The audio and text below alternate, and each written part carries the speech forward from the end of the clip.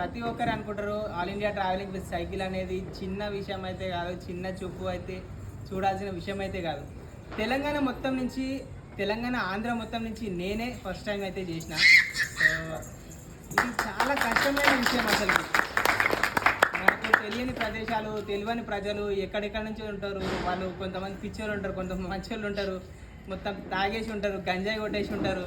వాళ్ళతో చాలామంది ఫేస్ చేయాలి. చాలామంది మంచిగా మాట్లాడతారు, మంచి మాట్లాడి అంత చాలా ఉంటుంది. కొంతమంది వచ్చి అవి ఇవి డ్రగ్స్ అలవాటు చేసుకోండి, ఈజీగా చేయండి, ఇంత కష్టం అయితే అలవాటు చేయడానికి ట్రై చేస్తారు, డబ్బులు ఆఫర్ అడుగుతుంటారు, మస్తు చాలామంది ఉంటారు. సో ఇవన్నిటిని ఫేస్ చేసుకొని వాళ్ళు చాలా కష్టం ఉంటుంది. కానీ నాకు ఇంత దూరం పోయొచ్చిన అంటే నేను నమ్మలేకపోతున్నా. నా లోపల ఒకటే శక్తి, ఒకటే సంకల్పం, నేను చెయ్యాలి.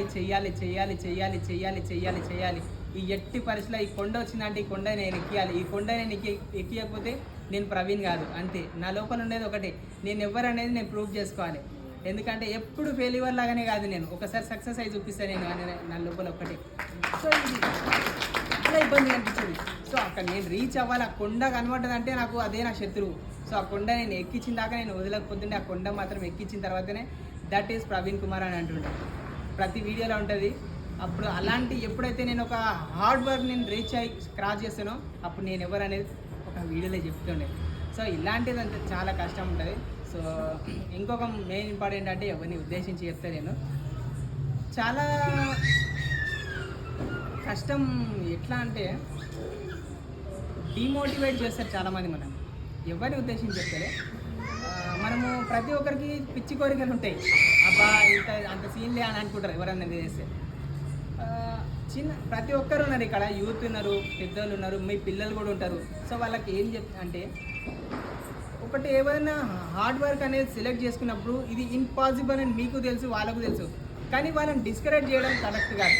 సో వాళ్ళని డిస్కరేజ్ చేస్తే చాలా వాళ్ళ మనోభావాలు దెబ్బతిని వాళ్ళు చేసేది కూడా చేయకుండా అయిపోతారు. మీరు ఏ సహాయం చేయకున్నా సరే కానీ వాళ్ళు చేసే వాళ్ళకి కొంచెం బూస్టప్, కొంచెం పుషప్ లాగా ఎంకరేజ్మెంట్ చేసే చాలు. అట్లా ఉండాలి. కానీ తప్ప ఎందుకు చేస్తారు, ఏమొస్తుంది ఇట్లా చేస్తే, డబ్బులు వస్తాయేమన్నా, గవర్నమెంట్ ఏమైనా ఇస్తుందా మీకు, ఇట్లాంటి వాళ్ళు ఉంటారు అనమాట. సో దానివల్ల డిమోటివేట్ అయిపోతారు. అలాంటి వాళ్ళ నుంచి చాలా దూరం ఉండాలి. ఈ చెవుతో వినాలి, ఈ చెవుతో వదిలేసేయాలి. సో నా లైఫ్లో కూడా అట్లాంటి చాలామంది వచ్చారు. అలా నేను జస్ట్ పట్టించుకొని నేను ఇవ్వడానికి నేను ఊరుకొని. కానీ నా జర్నీ అయితే నేను కంటిన్యూ చేసిన. సో ఇంత హార్డ్ వర్క్ అనేది నేను చేసినంటే నేను నా లోపల ఉన్న శక్తి, నా లోపల శక్తి కాదు అది, నా లోపల బలం అయితే లేదు. నేనైతే చచ్చిపోయి చాలా రోజులు అయింది. నేనున్నది మాత్రం ఆ దేవుని శక్తి నా లోపల ఉన్నది, ఆ దేవుని మహిమనే నా లోపల ఉన్నది. నేనైతే ఆ శక్తి 1% కూడా లేదు నా లోపల, అసలు 1% కూడా. నేను ప్రతిరోజు ప్రార్థన చేసుకునేటప్పుడు పొద్దున్న లేవగానే ప్రేయర్ చేస్తుండే, సాయంత్రం ప్రేయర్ చేస్తుండే, తినేటప్పుడు, పడుకునేటప్పుడు ప్రతిసారి దేవుడు దేవుడు దేవుడు దేవుడు, నా మైండ్లో దేవుడు తప్ప ఏం ఆలోచించకపోతుండే. దేవుడా ఇది నేను చేయాలి, దేవుడా నేను చేయాలి, నీ శక్తి నాకు కావాలని ఒక్కటే ఉంటుండే నాకు. సో దేవుడు అప్పట్లో దావీదుకి కానీ, సొలొమోన్కి కానీ, యోహానుకు కానీ వీళ్ళందరికీ ఏ విధంగా వెనుక ఉండి సపోర్టింగ్ ఉన్నాడో అదే విధంగా నా వెనకాల కూడా ఉండి సపోర్ట్ ఉంది. నేను ఇంత పెద్ద హార్డ్ వర్క్ నేను చేయగలిగినంటే ఆయన శక్తి వలన నేను అనుకుంటున్నాను. ఇంత చేసిన నన్ను ఇంతమంది ఎంకరేజ్మెంట్ చేసుకుంటా వచ్చి నన్ను సపోర్ట్ చేసినందుకు చాలా చాలా థ్యాంక్స్ అందరికీ. అట్లనే నాకు కూడా ఒక కోరిక ఉండేది, ఆల్ ఇండియా ట్రావెలింగ్ అనేది చెయ్యాలి. సో ఆల్ ఇండియా ట్రావెల్ అనేది ఎందుకంటే మన అందరం చదువుకునే వాళ్ళమే. సో ఒక మ్యాప్ ఉంటుంది, ఎంత ఉంటుంది, ఆ మ్యాప్లో ఒక్కొక్క రాష్ట్రం ఒక్కొక్క దగ్గర ఉంటుంది. ఆ రాష్ట్రం ఎప్పుడు మనం మ్యాప్లో చూస్తాం కానీ ఆ రాష్ట్రంలో ఎవరు ఉంటారు, ఏం మాట్లాడతారు, ఏం తింటారు, ఏం చేస్తారు అనేది మనము దగ్గర నుంచి చూడాలి, దగ్గర నుంచి వినాలి. వాళ్ళ కల్చర్ కానీ, వాళ్ళ బిహేవియర్ కానీ, వాళ్ళ ఫుడ్ కానీ, వాళ్ళకున్న పరిస్థితులు ఎట్లా ఉన్నారు అనేది తెలుసుకోవాలని నాకు ఆశ ఉండేది. సో ఆ విధంగా నేను నా జర్నీ చేయడానికి ఇష్టపడేది. దాని గురించి ఎక్కువ ఇంటర్నెట్లో సెర్చ్ చేసుకొని ఎక్కడి నుంచి పోతే ఎట్లా పోతాం, ఎక్కడి నుంచి ఎట్లా వేస్తుంది, సో దాని తర్వాత ఎలాంటి ప్రాబ్లమ్స్ వస్తాయని ప్రతి వేరే వాళ్ళ యూట్యూబ్ ఛానల్స్ చూస్తుండే, ఆన్లైన్లో సెర్చ్ చేస్తుండే. సో దాని గురించి చాలా స్ట్రగుల్ చేస్తుండే, నేను టైం ఎక్కువ దాని మీద స్పెండ్ చేస్తుండే. సో ఇంకా అలాంటివి చూస్తుంటే నేనే నెక్స్ట్ అనిపిస్తుండే నాకు. సో ఆ నెక్స్ట్ అనే టైం నా దగ్గరకు వచ్చింది. సో ఆ నెక్స్ట్ని నేను ప్రూవ్ చేసుకున్నాను. జనవరి 16కి నా జర్నీ స్టార్ట్ అయింది హైదరాబాద్ చార్మినార్ వచ్చి. సో ఫస్ట్ మన సౌత్ ఇండియా కంప్లీట్ అయిన తర్వాత నార్త్ ఇండియా, నార్త్ తర్వాత నేపాల్ టు నార్త్ ఈస్ట్ తర్వాత సో మన రిటర్న్ రావడం జరిగింది. మొత్తం నా జర్నీకి అయిన ఖర్చు 85,000 అరౌండ్. అంతేకాకుండా 18,111 కిలోమీటర్లు, 18,111 కిలోమీటర్లు నేను సైకిల్ దొక్కిన. కానీ ఇంకా దాన్ని రౌండ్ ఫిగర్ చేయాలనుకున్నా కానీ అంత డిస్టెన్స్ అయితే అక్కడ లేకుండే. ఒక్క రోజుకి నేను 100 కిలోమీటర్లు దొక్కేటోని, 100 నుంచి 120 కిలోమీటర్ల వరకు దొక్కేటోని. హీల్స్ ఏరియాలో హీల్ అంటే చాలా హీల్గా ఉంటుంది. సో అలాంటి హీల్స్లలో 70-80 కిలోమీటర్స్ ఒకటని. నా లైఫ్లో హార్డెస్ట్ మౌంటైన్ నేను ఎక్కిందంటే నేపాల్లో. సో ఆల్మోస్ట్ అది ఇట్లనే ఉంటుంది, ఇది ఎట్లా పెడుతుంది ఇట్లనే ఉంటుంది. సో ఇట్లా ఎక్కించుకుంటూ పోయేటోని చాలా కష్టం అసలు. 80 కిలోల దాకా ఉంటుంది నా లగేజ్. సో దాన్ని ఎక్కించడం చాలా రిస్క్ చేసుకొని స్ట్రగుల్ చేసుకుంటా ఎక్కించుకుంటూ పోయినా. సో అట్లా ఎక్కి కొన్నిసార్లు ఎక్కలేక ఏం చేస్తుంటే అలాంటి కొంటున్నప్పుడు ఆల్మోస్ట్ నేను ఇట్లా దొబ్బుకుంటూ వెళ్ళిపోయాను. ఆ 80 కిలోల్ని నా షోల్డర్స్ మీద, నా లెగ్స్ మీద వెయిట్ ఎక్కువ పడుతుండే. సో దొబ్బడం అనేది 80 కిలోలు కొండ మీదకి ఎక్కించడం చాలా కష్టం అసలు. అది ఆల్మోస్ట్ మీరు కనిపించే ఆ మేఘాల పైన పొద్దుగాల కనిపిస్తుంది మీకు, ఆ మేఘాలకి నేను పోయినా. అది చాలా నాకు దగ్గర నుంచి ఆ మేఘాలు నాకు చూస్తే ఓహో మేఘాలు అంటే ఇట్లనే ఉంటాయా అన్న ఫస్ట్ నా ఫీలింగ్ ఆడగలిగింది. అది ఫుడ్ ఎట్లుంటుంది అంటే కొన్ని రాష్ట్రాలల్లో చాలా ఎక్కువ ఖర్చు ఉంటుంది. ఇప్పుడు నేను ఫస్ట్ ఫేస్ చేసిన ప్రాబ్లం అంటే కేరళలో వాళ్ళ ఫుడ్ వేరేలాగా ఉంటుంది. మన దగ్గర ఇడ్లీ రైస్ అంటారు దాంట్లోని. ఆ రైస్ మనం తినడం చాలా కష్టం, చాలా ఇబ్బందిగా ఉంటుంది. తర్వాత ఇట్లా ఏంది ప్రాబ్లం అని నేను చాలా ప్రాబ్లమ్ ఫేస్ చేసిన. దాని తర్వాత మహారాష్ట్రకి వెళ్ళిపోయినా. మహారాష్ట్రకి వెళ్ళిన తర్వాత అక్కడ ఫుడ్డే కష్టం అసలు. ఒక చిన్న కటోర, మీరు ఇంత కటోర ఆడలకు బాగా వేస్తాయి, ఇంత కటోర నా రైస్ ఇచ్చి 2 రొట్టెలు ఇచ్చి నా దగ్గర 100 రూపాయలు తీసుకుంటుండే. నాకు ఒకటే అనుకుంటుండే, ఈ తిండి తిని నేను ఏం సైకిల్ దొక్కుతారా నాయన, నేను చచ్చిపోతా నేను ఇన్ని అనుకుంటుండే. నాకు ఏం చేయాలో అర్థం కాక ఇక నేను అనుకున్నా కుకింగ్ అంటే టైం బాగా పడుతుంది. సో ఎండలు బాగా కొడుతున్నాయి. ఆ ఎండ ఉన్న గ్యాప్లో సైకిల్ దొక్కితే నేను తొందరగా వీక్ అవుతా. సో వీక్ అవ్వద్దు, కొంచెంసేపు రెస్ట్ తీసుకుంటాం. సో అదేదో వండుకుంటూ అయిపోతుంది. కానీ 1 కిలో బియ్యం కొనుక్కొని ఉప్పు, కారం, నూనె అన్నీ కొనుక్కొని అక్కడనే వండుకొని, నాకుండే ఒక గలీజ్ బుద్ధి, ఉప్పు కారం వేసుకొని తినడం నాకు అలవాటు. ఉప్పు కారం నూనె వేసుకొని కలుపుకొని తినటం. దాని తర్వాత అది పెరుగు దాకా రీచ్ అయిపోయింది. హీట్ ఎక్కువ అయిపోతుంది కాబట్టి పైన వెయిట్, నా హీటు మొత్తం ఎక్కువ అవుతుంది కాబట్టి ఆ హీట్ కంట్రోలింగ్ కోసం ఆనియన్స్ ఎక్కువ తింటారు north Indians. Onions and green chillies ఎక్కువ తింటారు. సో అది నాకు కూడా అలవాటు అయిపోయింది. ఇక్కడ దొరక మన వాళ్ళు తినరు అది. అట్లనే ఆ గ్రీన్ చిల్లీస్, ఆనియన్ తినటని, ప్లస్ ఆ కర్డ్ ఒకటి బాగా తినటని, 2 పూటలు కర్డ్ తినటని.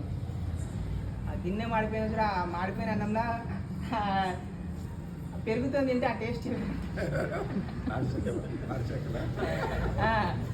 చాలా. కొన్నిసార్లు గ్యాస్ వర్క్ అవ్వదు, విండ్ ఎక్కువ ఉంటుంది. విండ్ ఎక్కువ ఉన్నప్పుడు ఆ గ్యాస్ ఆరిపోతూ ఉంటుంది, గ్యాస్ ఎక్కువ వెళ్తూ ఉంటుంది. సో అట్లాంటి టైంలో ఏం చేస్తానంటే, నాకు రాజస్థాన్లో ఇది పాసిబుల్ అవ్వదు అని అనుకున్నప్పుడు నేను ఇది పాసిబుల్ అవ్వదు అనుకున్నప్పుడు ఒక రాజస్థాన్ అయిన పైన వచ్చి स्टव చూసి ఇంత గాలి ఎట్లా వండుతాను ऐसा करने से बहुत गैस गिर जाएगा आपको एक काम करो मैं एक काम बता दूंगा मूड राल పెట్టిండు भाई ऐसा कहाँ से होता है तो बहुत बुरा होता है ऐसा जलाना बहुत मुश्किल होता है अरे तुम देखते रहो चुटकी में बजा के जला के दूंगा చిట్కేసుకుంటే మంట అంటించినాయి నాకు సో అప్పుడు నేను అనుకున్నా అచ్చా ఇట్లా అంటుకుంటుందా అని 2 నిమిషాల 4 కట్టెపుల్లలు మీరు కట్టెపుల్లలు ఇంటి పడేస్తారు ఇట్లా అట్లాంటి 4-5 కట్టెపుల్లలతోనే అన్నం ఉడకబెట్టినాను అట్లా నేను ఎన్నో రోజులు గ్యాస్ సేవ్ చేసుకొని ఆ కట్టెపుల్లలు పెట్టి నేనే అన్నం వండుకొని తినేది పెట్రోల్ బంక్ల బియ్యం కడుక్కోవాలి పెట్రోల్ బంక్ల ఎదురుగా అయితే కుదరదు అవతల సైడ్ కొంచెం ఖాళీ ప్లేస్ ఉంటే అక్కడ చెట్టు కింద 3 రాళ్ళు పెట్టుకొని వాళ్ళు కట్టెపుల్లలు వేసి అంటించి అన్నం ఉడకబెట్టుకొని తినేది అట్లాంటివి కూడా నేను చేసినాను ఫుడ్ కోసం అట్లాంటి ఇది ఎక్కువ అంటే ఎక్కువ ఎక్కడ అంటే ఫుడ్ ఎక్కడైతే ఎక్స్పెన్సివ్ ఉంటుందో అక్కడ మాత్రమే వండుకున్నట్టాను.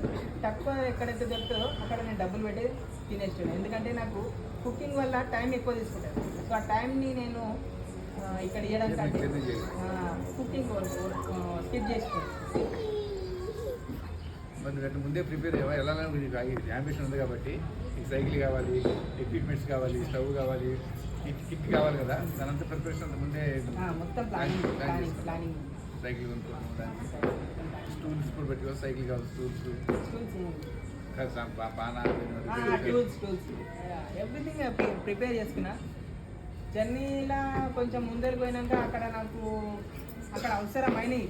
సో అప్పుడు ఒక్కొక్కటి ఇంకా సామాన్లు వెయిట్ ఎక్కువ అయిపోయింది, ఇంకా తగ్గించాలని అనుకుంటాను. చాలామంది ట్రావెలర్స్ నాకు కలిసి ఇంత వెయిట్ ఎందుకు తీసుకొని తిరుగుతున్నానంటే ఏదైనా చేసి కొన్ని పడేసిపోనంటారు చాలామంది.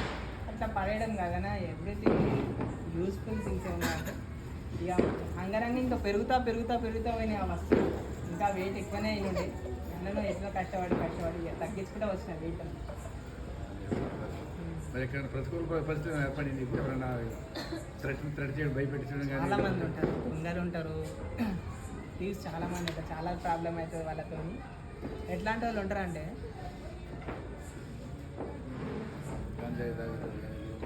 డబ్బులు అంటే ఎవరు చెప్తారు? గూగుల్ పే, ఫోన్పే క్యారీ చేస్తారు. సో మనీ అయితే కొంచెం జేబులో పెట్టుకోవచ్చు. ఎందుకంటే వీళ్ళతో ప్రాబ్లం చాలా ఉంటుంది. సో వీళ్ళు వచ్చి నన్ను అడిగేటోళ్ళు దొంగలు, మిమ్మల్ని ఎవరైనా అటాక్ చేస్తే ఏం చేస్తారు అని ఇట్లాంటి వాళ్ళు కూడా నన్ను అడిగి మరీ దొంగతనం చేయడానికి అంత తెలివైన దొంగతులు ఉంటారు. ఏమన్నా తెలివి తక్కువ దొంగలన్నా, తెలివైన దొంగలన్నా కూడా అర్థం కాదు. దొంగతనం కూడా చేత కాదు వాళ్ళకి.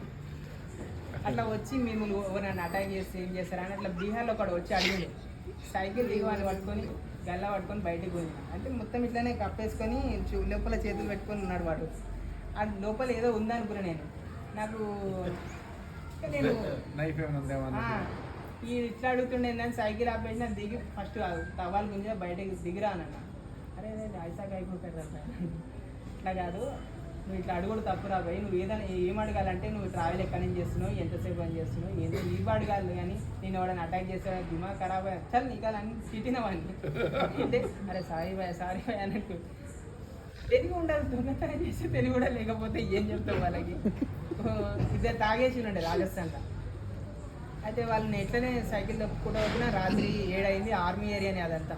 అది రాజస్థాన్ అంటే పాకిస్తాన్, రాజస్థాన్ అక్కడ ఏరియా కాబట్టి కొంచెం సెక్యూరిటీ తక్కువ ఉంటుంది. సో నైట్ ఇట్లా పోతేనే తాగేసి ఉన్నారు. నా వెంబడి వచ్చేసారు, నీకు రూమ్ ఇప్పిస్తా, అన్ని ఇప్పిస్తా, తినడానికి ఇప్పిస్తా, నా వెంట వచ్చేసి మీ దగ్గర ఇక్కడ మంచిగా ఉండరు అది కానీ నాకే చెప్తారు. ఇంకా వాళ్ళు నేను ఒక పెట్రోల్ బంక్లో ఆగినండే. పెట్రోల్ బంక్లో ఆగినప్పుడు వాళ్ళు నాకు చెప్పారు, అన్న అట్లా పోవద్దన్న, వాళ్ళు చాలా డేంజర్ అని. వాళ్ళు మాకు నాకు అప్పుడు నేను పోలేదన్న, వాళ్ళే నన్ను పిలుస్తానంటే అదొక సీన్ జరిగింది. కాశ్మీర్లో అయితే జెండా కోసం ఒక యుద్ధమే జరిగింది నాకు. మరి సినిమా స్టోరీ అనుకుంటారో, మీరు నీకు అంత సీన్ లేదనుకుంటారో, మరి ఇంకేమనుకుంటారో, అట్లాంటి సీన్ అది.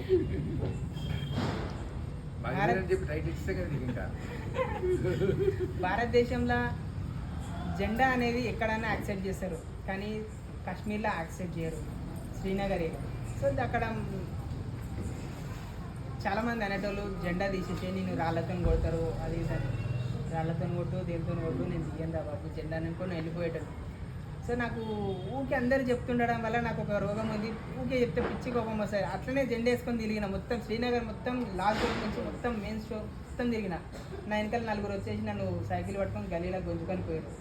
గల్లీలో గుంజుకొని గన్ను తీసి నన్ను ఎత్తిన పెట్టేసి నీ దగ్గర ఉన్న జెండా తీసేసి అక్కడ చెత్తకుండలో పడేసుకోండి.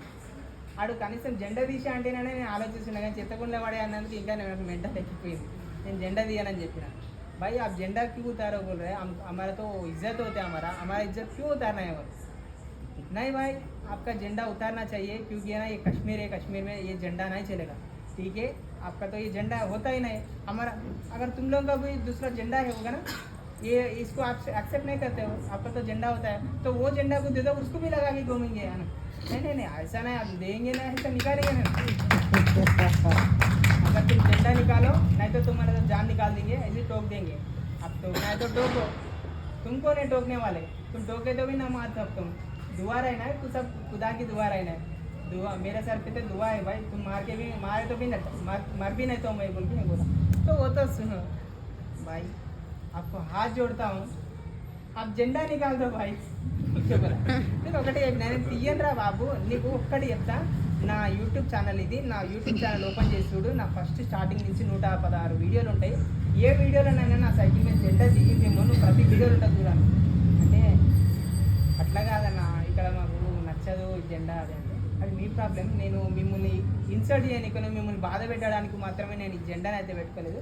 ఇది నా ఆల్ ఇండియా ట్రావెల్ కాబట్టి, నేను ఇండియా ట్రావెల్ చేస్తున్నా కాబట్టి ఇండియన్ ఫ్లాగ్ పెట్టుకోవాలి, అంతేగాని పాకిస్తాన్ ఫ్లాగ్ అయితే పెట్టుకొని తిరిగాను కదా.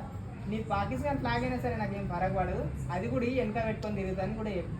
అంటే आपको तो बहुत हिम्मत है, मगर हम लोग तो छोड़ते, कोई भी आगे दूसरा ऐसा भी अटैक कर सकता है, वो सोच कर कर लो आनंद. ठीक है, अगर कोई भी आया हम देख लेंगे, वो ऐसे निकल गए. किसी को डरा नहीं, तो एक प्रॉब्लम था. అంతేకాకుండా దాని తర్వాత బీహార్ని స్పెషల్గా ఎందుకు చెప్తున్నానంటే, ఎవరైనా ఇది షేర్ చేస్తే మీరు వాళ్ళకు హెల్ప్ అవుతుంది. ఎలాంటిదంటే, అక్కడ ప్రజలని మనం ఏమంటామంటే దొంగలు, వీళ్ళు వాళ్ళు అని చెప్తాం. నిజానికి ఇండియా దానికి ఒక మార్క్ వేసింది, బీహార్ అంటే దొంగలని. సో బీహార్ దొంగలు కాదు, బీహార్ అంతా చాలా మంచి ప్రజలు ఉంటారు. బీహార్, యూపీ ప్రజలు, అక్కడ జరిగే పొలిటీషియన్లు వాళ్ళకి వేసిన మార్క్ అది దొంగలు అని. అక్కడ వాళ్ళు చేసే పనికిమాలిన వ్యాపారాల కోసం వీళ్ళు బయట రాకుండా ఉండడానికి, బయట వాళ్ళు వస్తే ఇది వ్యాపారం చేయలేరు కాబట్టి దానికోసం ఒక మార్క్ వేసి పెట్టారు దొంగలు అని. ఈ మార్క్ ఎందుకు వేసారంటే, బయట నుంచి ఒక కంపెనీస్ వచ్చి వాళ్ళకి మన ఇన్వెస్ట్మెంట్ చేసి అక్కడ కంపెనీస్ పెడితే వాళ్ళకు చదువుకున్న వాళ్ళకి కానీ, వాళ్ళందరూ చదువుకొని ఉంటారు కానీ వాళ్ళకు ఉద్యోగాలు అనేది ఉండవు. సో ఆ మార్క్ని చూసి ఎవరైనా ఇన్వెస్ట్మెంట్ చేయాలంటే ఆలోచిస్తారు. అక్కడ బిజినెస్ ఇన్వెస్ట్మెంట్ చేసి ఏమైనా ఉద్యోగాలు చేస్తే వాళ్ళకు కూడా హెల్ప్ అవుతుంది. సో దానివల్ల ఎవరు ముందుకు రాకపోవడం వల్ల ఇప్పటికీ అది వెనుక ప్రాంతంలో ఉంది. ఒకటే ఒక మార్క్ దొంగలు అని. సో ఆ మార్క్ని ఇది ఎవరైనా ఆలోచించి కొంచెం మీ ఫ్రెండ్స్తో మీరు డిస్కస్ చేస్తే ఈ అపోహ అనేది ప్రజల మధ్య నుంచి చెరిగిపోతుంది. ఇంతేకాకుండా నార్త్ ఈస్ట్లో కూడా చాలా ప్రాబ్లమ్స్ అయినాయి. మణిపూర్లో కూడా 4 అటాక్ చేయడం జరిగింది, వాళ్ళతో కూడా ఫైట్ చేయడం జరిగింది. త్రిపురలో కూడా 2 అటాక్ చేయడం జరిగింది. పోయేటోని మరి డ్రగ్స్, మొత్తం డ్రగ్స్ అక్కడ నార్మల్ మన దగ్గర ఇంతంత దొరికితేనే మనం పట్టుకపోయి కోట్లు వేసేసి, కేసాలు వేసేసి రచ్చేస్తారు గంజాయి దొరికిందని. ఈ న్యూస్లో వాళ్ళ దగ్గర ఇంత మనం కూరగాయలు పట్టుకొస్తాం కదా, అట్లాంటి కవర్లా దాని నిండా పట్టుకొని ఇట్లా పట్టుకొని పోతారు గంజాయి. వాళ్ళని ఎవరు పట్టించుకోరు. అట్లాంటి పరిస్థితి అక్కడ.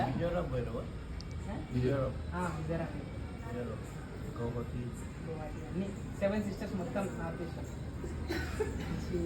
అనిపిస్తుంది అక్కడ. త్రిపురలో కూడా గొడవలు జరిగినాయి నాకు. వాళ్ళనైతే ఇక వాళ్ళు లిమిట్ క్రాస్ చేసి మరీ నా దగ్గర ఓవర్ యాక్షన్ చేసారు. సో లిమిట్ క్రాస్ చేసడం వల్ల నాకు కూడా టెంపర్ లిమిట్ క్రాస్ అయిపోయింది. మరి కొట్టాల్సి వచ్చింది ఇద్దరిని కలిపి. ఆ లోకల్ అని బెదిరించడం కానీ అట్లాంటివి చేశారు. సో లోకల్ కాబట్టి ఇంకో 4 ఎక్కువనే దాన్ని నాకు తెలిసింది. ఇలాంటివి చాలా ఉంటాయి. ఎక్కడ ఉందో